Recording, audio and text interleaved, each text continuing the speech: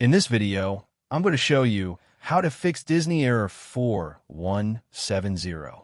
First, to resolve this issue, we will first head over to our device settings.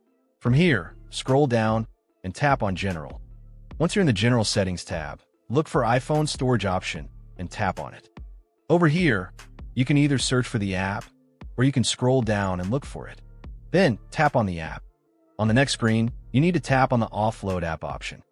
A confirmation pop-up will come up. Now tap on the Offload app option here. It'll take a bit for processing, and then a reinstall button will show up. Simply tap on it to reinstall the app. This should resolve the issue, but if it doesn't, then you need to check if the app is running an older version. Head over to App Store. From here, double tap on this search icon in the bottom right corner, and then search for the app. Once the app comes up in the search result, and if you see this update button right next to the app, simply tap on it to make sure you're running the latest version of the app.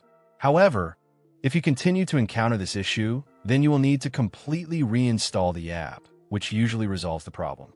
Head over to this screen the way we did before, and over here, tap on the Delete App option here to uninstall the app from your device. A confirmation pop-up will come up. Now tap on the Delete option here.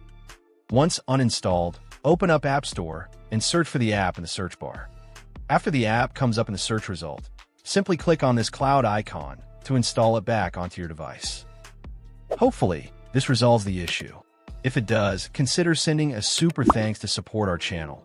And also don't forget to hit the subscribe button. We'll see you in the next video.